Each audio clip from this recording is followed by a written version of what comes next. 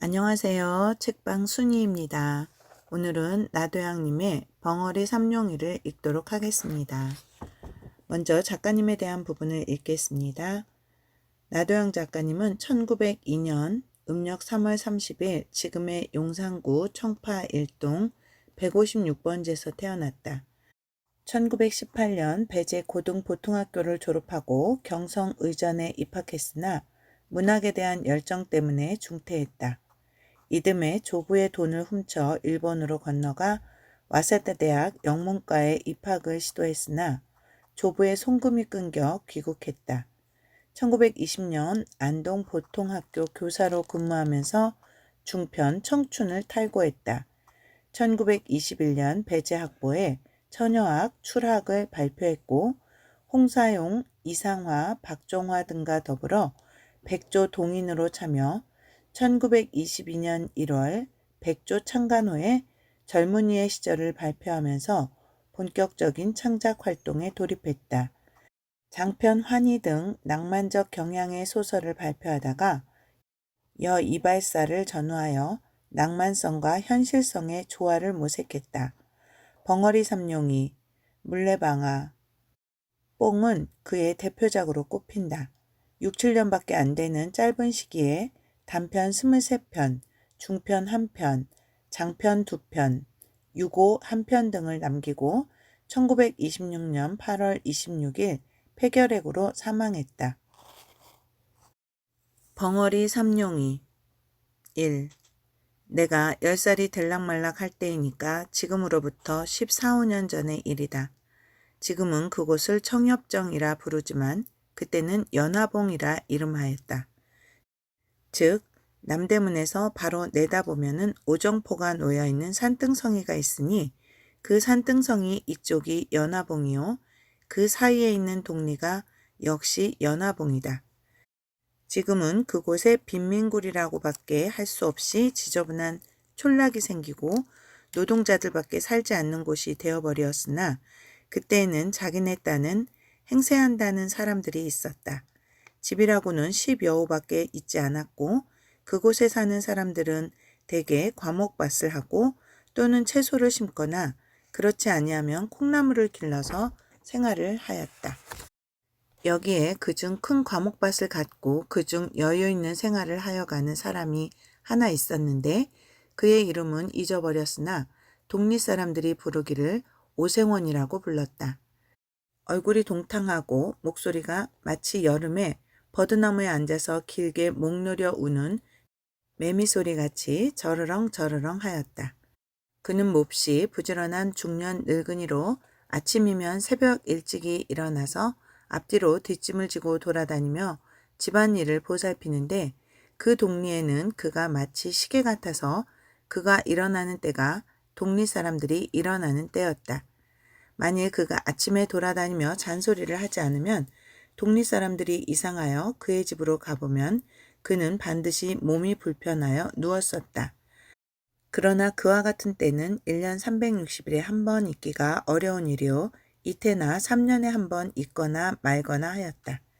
그가 이곳으로 이사를 온 지는 얼마 되지 아니하나 그가 언제든지 감투를 쓰고 다니므로 동리 사람들은 양반이라고 불렀고 또 그 사람도 동리 사람들에게 그리 인심을 잃지 않으려고 섣달이면 북어, 쾌, 김, 토씩 동리 사람에게 나눠주며 농사에 쓰는 연장도 넉넉히 장만한 후 아무 때나 동리 사람들이 쓰게 하므로 그 동리에서는 가장 인심후하고 존경을 받는 집인 동시에 세력 있는 집이다. 그 집에는 삼룡이라는 벙어리 하인이 하나가 있으니 키가 본시 크지 못하여 땅딸보로 되었고 고개가 빼지 못하여 몸뚱이에 대강이를 갖다가 붙인 것 같다. 거기다가 얼굴이 몹시 얽고 입이 몹시 크다. 머리는 전에 새 꼬랑지 같은 것을 주인의 명령으로 깎기는 깎았으나 불밤송이 모양으로 언제든지 푸하고 일어섰다. 그래서 걸어 다니는 것을 보면 마치 옴두꺼비가 서서 다니는 것 같아 숨차 보이고 더디어 보인다. 동리 사람들이 부르기를 삼룡이라고 부르는 법이 없고 언제든지 벙어리 하고 하든지 그렇지 않으면 앵모, 앵모한다. 그렇지만 삼룡이는 그 소리를 알지 못한다. 그도 이 집 주인이 이리로 이사를 올 때 데리고 왔으니 진실하고 충성스러우며 부지런하고 세차다. 눈치로만 지내가는 벙어리지만은 말하고 듣는 사람보다 슬기로울 적이 있고 평생 조심성이 있어서 결코 실수할 적이 없다. 아침에 일어나면 마당을 쓸고 소와 돼지의 여물을 먹이며 여름이면 밭에 풀을 뽑고 나무를 실어드리고 장작을 패며 겨울이면 눈을 쓸고 잔심부름이며 진일 마른일 할 것 없이 못하는 일이 없다. 그럴수록 이 집 주인은 벙어리를 위해주며 사랑한다. 혹시 몸이 불편한 기색이 있으면 쉬게 해주고 먹고 싶어 하는 듯한 것은 먹이고 입을 때 입히고 잘 때 재운다. 그런데 이 집에는 3대 독자로 내려오는 그 집 아들이 있다. 나이는 17살이나 아직 14살도 되어 보이지 않고 너무 귀엽게 기르기 때문에 누구에게든지 버릇이 없고 어리광을 부리며 사람에게나 짐승에게 잔인 포악한 짓을 많이 한다. 동리 사람들은 그를 호래 자식, 애비 속상하게 할 자식, 저런 자식은 없는 것만도 못해 하고 욕들을 한다. 그래서 그의 어머니는 아들이 잘못할 때마다 그의 영감을 보고 그 자식을 좀 때려주구려 왜 그런 것을 보고 가만두 하고 자기가 대신 때려주려고 나서면 아니요 아직 철이 없어 그렇지 저도 지각이 나면 그렇지 않을 것이 아니오 하고 너그럽게 타이른다. 그러면 마누라는 외가리처럼 소리를 지르며 철이 없기는 지금 나이가 몇이오 내일 모레면 20살이 되는데 또 며칠 아니면 장가를 들어서 자식까지 낳을 것이 그래가지고 무엇을 한단 말이오 하며 들이대며 자식은 꼭 아버지가 버려놓았습니다. 자식 귀여운 것만 알지 버릇 가르칠 줄은 모르니까. 이렇게 싸움이 시작만 하려 하면 영감은 아무 말도 하지 않고 바깥으로 나가버린다. 그 아들은 더구나 이 벙어리를 사람으로 알지도 않는다. 말 못하는 벙어리라고 오고 가며 주먹으로 허구리를 지르기도 하고 발길로 엉덩이도 찬다. 그러면 그 벙어리는 어린 것이 철없어 그러는 것이 도리어 귀엽기도 하고 또는 그 힘없는 팔과 힘없는 다리로 자기의 무쇠 같은 몸을 건드리는 것이 우습기도 하고 앙증하기도 하여 돌아서서 빙그레 웃으며 툭툭 털고 다른 곳으로 몸을 피해버린다. 어떤 때는 낮잠 자는 벙어리 입에다가 똥을 먹일 때도 있었다. 또 어떤 때는 자는 벙어리 두 팔, 두 다리를 살며시 동여매고 손가락과 발가락 사이에 화승불을 붙여놓아 질겁을 하고 일어나다가 발버둥질을 하고 죽으려는 사람처럼 괴로워하는 것을 보고 기뻐하였다. 이러할 때마다 벙어리의 가슴에는 비분한 마음이 꽉 들이찼다. 그러나 그는 주인의 아들을 원망하는 것보다도 자기가 병신인 것을 원망하였으며 주인의 아들을 저주한다는 것보다 이 세상을 저주하였다. 그러나 그는 결코 눈물을 흘리지 않았다. 그에게는 눈물이 없었다. 그의 눈물은 나오려 할 때 아주 말라붙어 버린 샘물과 같이 나오려 하나 나오지 아니하였다. 그는 주인의 집을 버릴 줄 모르는 개 모양으로 자기가 있어야 할 곳은 여기밖에 없고 자기가 믿을 곳도 여기 있는 사람들밖에 없는 줄 알았다. 여기서 살다가 여기서 죽는 것이 자기의 운명인 줄밖에 알지 못하였다. 자기의 주인 아들이 때리고 지르고 꼬집어 뜯고 모든 방법으로 학대할지라도 그것이 자기에게 을에 있을 줄밖에 알지 못하였다. 아픈 것도 그 아픈 것이 을에 자기에게 돌아올 것이요. 쓰린 것도 자기가 받지 않아서는 안 될 것으로 알았다. 그는 이 마땅히 자기가 받아야 할 것을 어떻게 해야 면할까 하는 생각을 한 번도 하여 본 일이 없었다.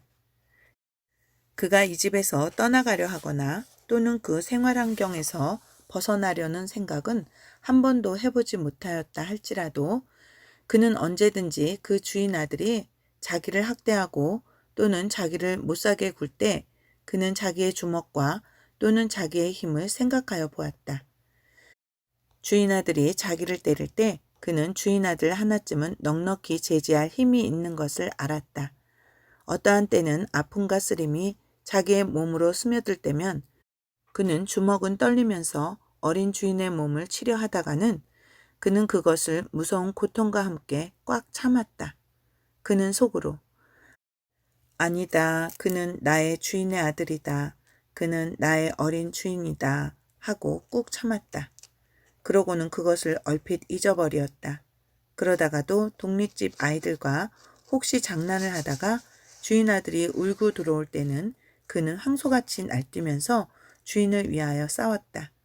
그래서 동리에서도 어린애들이나 장난꾼들이 벙어리를 무서워하여 감히 덤비지를 못하였다. 그리고 주인 아들도 위급한 경우에는 언제든지 벙어리를 찾았다. 벙어리는 얻어맞으면서도 기어드는 충견 모양으로 주인의 아들을 위하여 싫어하지 않고 힘을 다하였다. 2.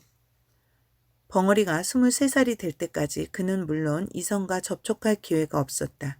동리의 처녀들이 저를 벙어리 벙어리 하며 괴상한 몸짓과 손짓으로 놀려먹음을 받을 적에 분하고 곤란한 중에도 느긋한 즐거움을 느끼어 본 일은 있었으나 그가 결코 사랑으로서 어떠한 여자를 대해본 일은 없었다. 그러나 정욕을 가진 사람인 벙어리도 그의 피가 차디차할 리는 없었다. 혹 그의 피는 더욱 뜨거웠을지도 알 수 없다. 뜨겁다 못하여 엉겨버린 엿과 같을지도 알 수 없었다. 만일 그에게 볕을 주거나 다시 뜨거운 열을 준다 하면 그의 피는 다시 녹을는지도 알 수 없었다. 그가 깜빡깜빡하는 기름 등잔 아래에서 밤이 깊도록 집세기를 삼을 때면 남모르는 한숨을 아니 쉬는 것도 아니지만은 그는 그것을 곧 억제할 수 있을 만치 정욕에 대하여 벌써부터 단념을 하고 있었다. 마치 언제 폭발이 될는지 알지 못하는 휴화산 모양으로 그의 가슴 속에는 충분한 정열을 깊이 감추어 놓았으나 그것이 아직 폭발될 시기가 이르지 못한 것 같았다. 비록 폭발이 되려고 무섭게 격동함을 벙어리 자신도 느끼지 않는 바는 아니지만은 그는 그것을 폭발시킬 조건을 얻기 어려웠으며 또는 자기가 여태까지 능동적으로 그것을 나타낼 수가 없을 만치 외계의 압축을 받았으며 그것으로 인한 이지가 너무 그에게 자제력을 강대하게 하여 주는 동시에 또한 너무 그것을 단념만 하게 하여 주었다. 속으로 나는 벙어리다. 자기가 생각할 때 그는 몹시 원통함을 느끼는 동시에 나는 말하는 사람들과 똑같은 자유와 똑같은 권리가 없는 줄 알았다. 그는 이와 같은 생각에서 언제든지 단념하려야 단념하지 않을 수 없는 그 단념이 쌓이고 쌓여 지금에는 다만 한 개의 기계와 같이 이 집의 노예가 되어 있으면서도 그것이 자기의 천직으로 알고 있을 뿐이요. 다시는 자기가 살아갈 세상이 없는 것 같이 밖에 알지 못하게 된 것이다. 3. 그의 가을이다. 주인의 아들이 장가를 들었다. 색시는 신랑보다 2살이 위인 19살이다. 주인이 본시 자기가 언제든지 분별이 얕은 것을 한탄하여 신부를 고를 때의 첫째 조건이 문벌이 높아야 할 것이었다. 그러나 문벌 있는 집에서는 그리 쉽게 색시를 내놓을 리가 없었다. 그러므로 하는 수 없이 그 어떠한 영락한 양반의 딸을 돈을 주고 사오다시피 하였으니 무남동녀의 딸을 둔 남촌 어떤 과부를 꿀을 발라서 약혼을 하고 혹시나 무슨 딴소리가 있을까 하여 부랴부랴 성례를 시켜버렸다. 혼인할 때의 비용도 그때 돈으로 3만 냥을 썼다. 그리고 아들의 처갓집에 며느리 뒤 보아주는 바느질싹 빨래싹이라는 명목으로 한 달에 2,500냥씩을 대어주었다. 신부는 자기 아버지가 돌아가기 전까지 상당히 견디기도 하고 또는 금지옥욕같이 기른 터이라 구식 가정에서 배울 것, 익힐 것은 못할 것이 없고 또는 본래 인물이라든지 행동거지에 조금도 구김이 있지 않아다. 신부가 오자 신랑의 흠절이 생기기 시작하였다. 신부에게다 대면 두루미와 까마귀지. 아직도 철딱서니가 없어. 색시에게 쥐어지내겠어. 신랑에겐 과하지. 독립집, 말 좋아하는 여편네들이 모여 앉으면 이렇게 비평들을 한다. 어떠한 남의 걱정 잘하는 마누라님은 간혹 신랑을 보고는 그대로 세워놓고 글쎄 인제는 어른이 되었으니 셈이 좀 나요. 저러고 어떻게 색시를 거느리러 가노. 색시방에 들어가기가 부끄럽지 않담 하고 들이대다시피 하는 일이 있다. 이럴 적마다 신랑의 마음은 그 말하는 이들이 미웠다. 일부러 자기를 부끄럽게 하려고 하는 것 같아서 그 후에 그를 만나면 말도 안 하고 인사도 하지 아니한다. 또 그의 고모되는 이가 와서 자기 조카를 보고 인제는 어른이야. 너도 그만하면 지각이 날 때가 되지 않았니? 내 처가 부끄럽지 아니하냐? 하고 타이를 적마다 그의 마음은 그 말하는 사람이 부끄럽다는 것보다도 자기를 이렇게 하게 한 자기 아내가 더욱 밉살스러웠다. 여편네가 다 무엇이냐. 저 빌어먹으려니 들어오더니 나를 이렇게들 못살게들 굴지. 혼이 난 지 며칠이 못 되어 그는 색시방에 들어가지를 않았다. 집안에서는 야단이 났다. 마치 돼지나 말새끼를 혼례시키려는 것 같이 신랑을 색시방으로 집어넣으려 하나 막무가내였다. 그럴 때마다 신랑은 손에 닥치는 대로 집어 때려서 자기의 외사촌 누이의 이마를 뚫어서 피까지 나게 한 일이 있었다. 집안 식구들이 하는 수가 없어 맨 나중으로 아버지에게 밀었다. 그러나 그것도 소용이 없을 뿐더러 풍파를 더 일으키게 하였다. 아버지께 꾸중을 듣고 들어와서는 다짜고짜로 신부의 머리채를 쥐어잡아 마루 한복판에 태지를 쳤다. 그러고는 내 인연 집으로 가거라. 보기 싫다. 내 눈앞에서 보이지도 마라 하였다. 밥상을 가져오면 그 밥상이 마당 한복판에서 제주를 넘고 옷을 가져오면 그 옷이 쓰레기통으로 나간다. 이리하여 색시는 혼인 오던 날부터 팔자 한탄을 하고서 날마다 밤마다 우는 사람이 되었었다. 울면은 요사스럽다고 때린다. 또 말이 없으면 빙축 맞다고 친다. 이리하여 그 집에는 평화스러운 날이 하루도 없었다. 이것을 날마다 보는 사람 가운데 알 수 없는 의욕을 품게 된 사람이 하나 있으니 그는 곧 벙어리 삼룡이었다. 그렇게 어여쁘고 그렇게 유순하고 그렇게 얌전한 벙어리 눈으로 보아서는 감히 손도 대지 못할 만치 선녀 같은 색시를 때리는 것은 자기의 생각으로는 도저히 풀 수 없는 의심이다. 보기에도 황홀하고 건드리기도 황송할 만치 숭고한 여자를 그렇게 학대한다는 것은 너무나 세상에 잊지 못할 일이다. 자기는 주인 세서방님에게 개나 돼지같이 얻어맞는 것이 마땅한 이상으로 마땅하지만은 선녀와 짐승의 차가 있는 색시와 자기가 똑같이 얻어맞는다는 것은 너무 무서운 일이다. 어린 주인이 천벌이나 받지 않을까 두렵기까지 하였다. 어떠한 달밤 사면은 교교 적막하고 별들은 드문드문 눈들만 깜빡이며 반달이 공중에 두렷이 달려있어 수은으로 세상을 깨끗하게 닦아낸 듯이 청명한데 삼룡이는 검둥개 등을 쓰다듬으며 바깥마당 멍석 위에 비스시 드러누워있는 하늘을 치어다보며 생각하여 보았다. 주인 색시를 생각하며 공중에 있는 달보다도 더 곱고 별들보다도 더 깨끗하였다. 주인 색시를 생각하면 달이 보이고 별이 보였다. 삼남한상을 씻어내는 은빛보다도 더 흰 달이나 별의 광채보다도 그의 마음이 아름답고 부드러운 듯하였다. 마치 달이나 별이 땅에 떨어져 주인 새아씨가 된 것도 같고 주인 새아씨가 하늘에 올라가면 달이 되고 별이 될 것 같았다. 더구나 자기를 어린 주인이 때리고 꼬집을 때 감히 입 벌려 말을 하지 못하나 측은하고 불쌍히 여기는 정이 그의 두 눈에 나타나는 것을 다시 생각할 때 그는 부들부들한 개 등을 어루만지면서 감격을 느꼈다. 개는 꼬리를 치며 자기를 기어하는 줄 알고 벙어리에 손을 핥았다. 삼룡이의 가슴은 주인 아씨를 동정하는 마음으로 가득 찼다. 또는 그를 위하여서는 자기의 목숨이라도 아끼지 않겠다는 의분에 넘쳤었다. 그것이 마치 살구를 보며 입속에 침이 도는 것 같이 본능적으로 느껴지는 감정이었다. 4. 새댁이 온 뒤에 다른 사람들은 자유로 안 출입을 금하였으나 벙어리는 마치 개가 맘대로 안에 출입할 수 있는 것 같이 아무 의심 없이 출입할 수가 있었다. 하루는 어린 주인이 먹지 않던 술이 잔뜩 취하여 무지한 놈에게 맞아서 길에 자빠진 것을 업어다가 안으로 들여다 누인 일이 있었다. 그때 아무도 안에 있지 않고 다만 새색시 혼자 방에서 바느질을 하고 있다가 이 꼴을 보고 벙어리의 충성된 마음이 고마워서 그 후에 쓰던 비단 헝겊 조각으로 부시쌈지 하나를 하여 준 일이 있었다. 이것이 새서방님의 눈에 띄었다. 그래서 색시는 어떤 날 밤에 자던 몸으로 마당 복판에 머리를 푼 채 내동댕이가 쳐졌다.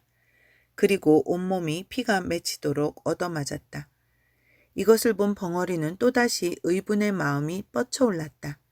그래서 미친 사자와 같이 뛰어들어가 새서방님을 밀어던지고 새색시를 둘러매었다.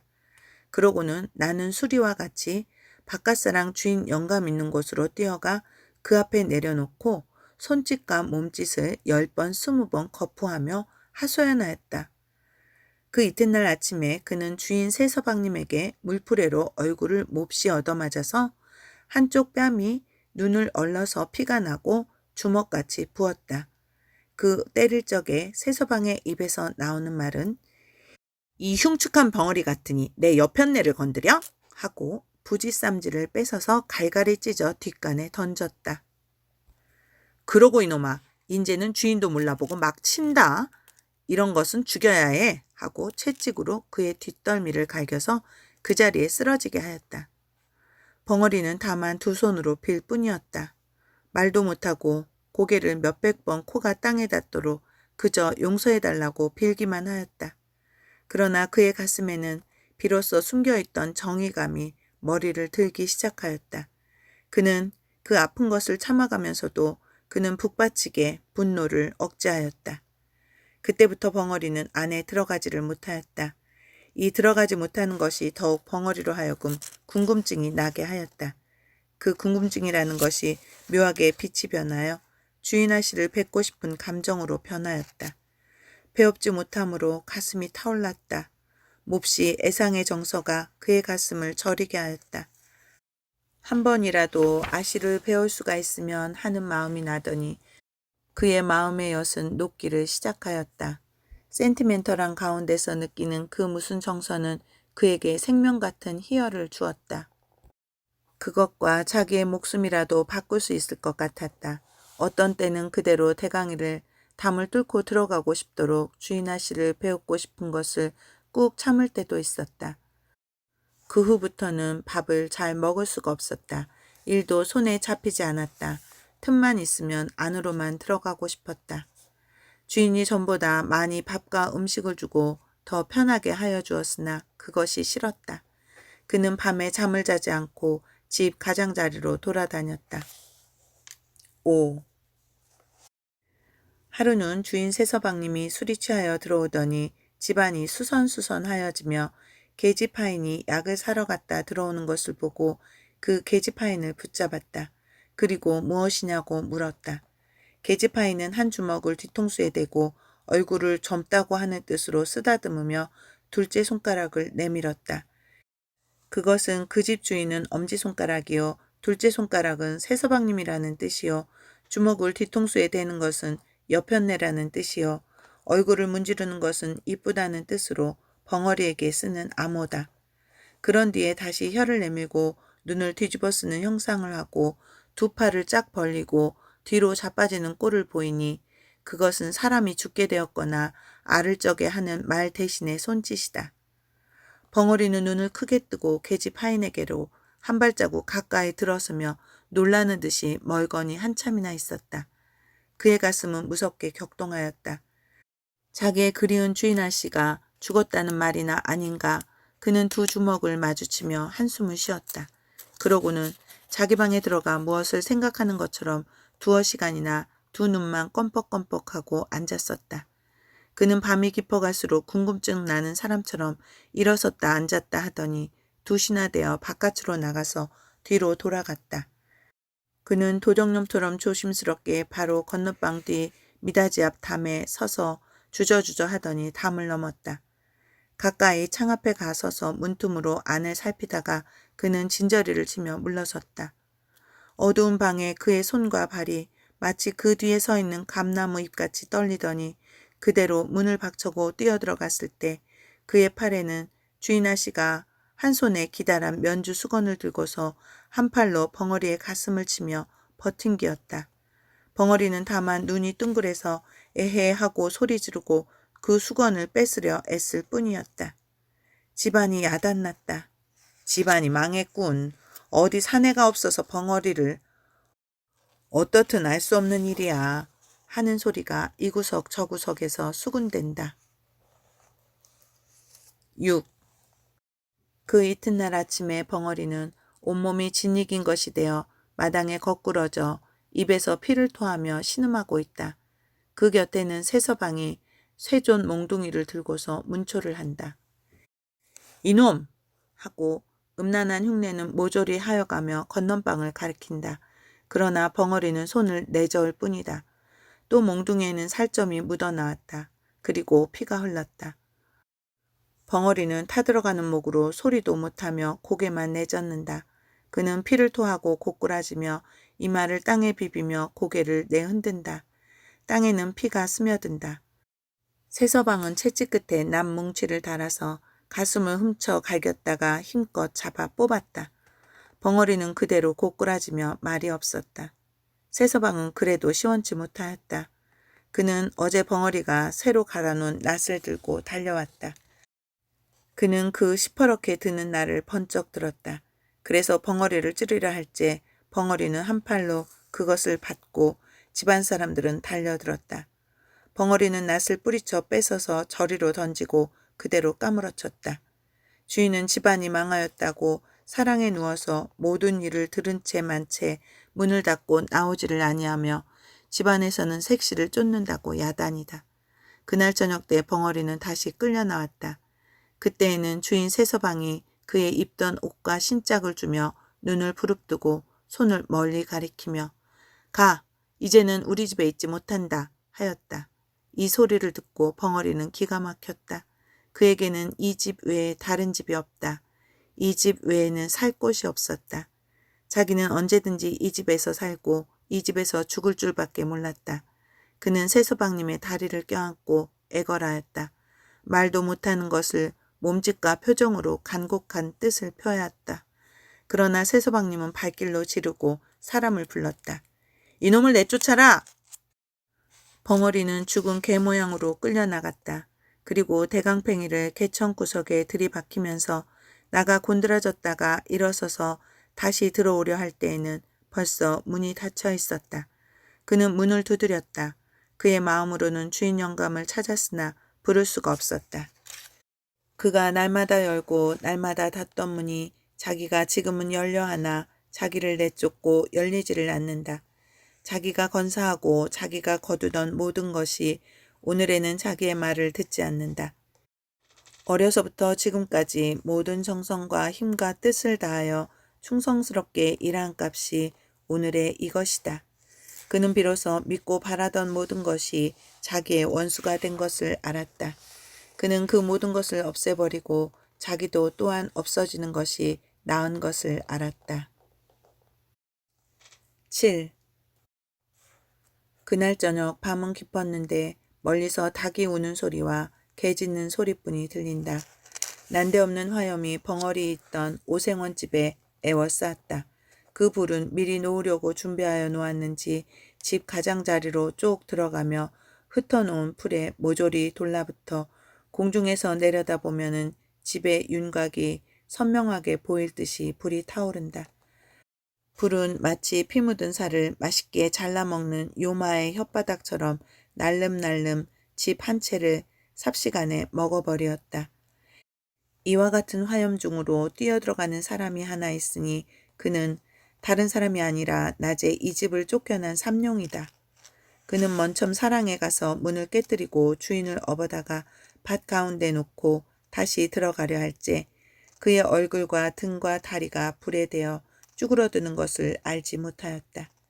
그는 건넌방으로 뛰어들었다. 그러나 색시는 없었다. 다시 안방으로 뛰어들었다. 그러나 또 없고 새서방이 그의 팔에 매달리며 구원하기를 애걸하였다. 그러나 그는 그것을 뿌리쳤다. 다시 석가래가 불이 시커멓게 타면서 그의 머리에 떨어졌다. 그의 머리는 홀랑 벗겨졌다. 그러나 그는 그것을 몰랐다. 그는 부엌으로 가보았다. 거기서 나오다가 문설주가 떨어지며 왼팔이 부러졌다. 그러나 그것도 몰랐다. 그는 다시 광으로 가보았다. 거기도 없었다. 그는 다시 건넌방으로 들어갔다. 그때야 그는 새아씨가 타 죽으려고 이불을 쓰고 누워있는 것을 보았다. 그는 새아씨를 안았다. 그러고는 불길을 찾았다.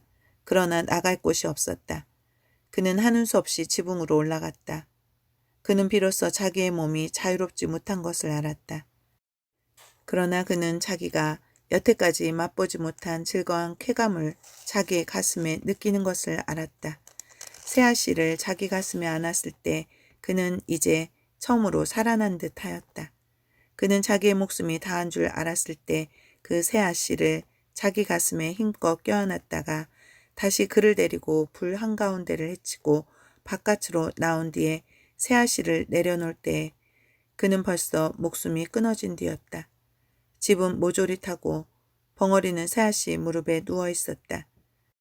그의 울분은 그 불과 함께 사라졌을는지 평화롭고 행복스러운 웃음이 그의 입 가장자리에 10개 나타났을 뿐이다.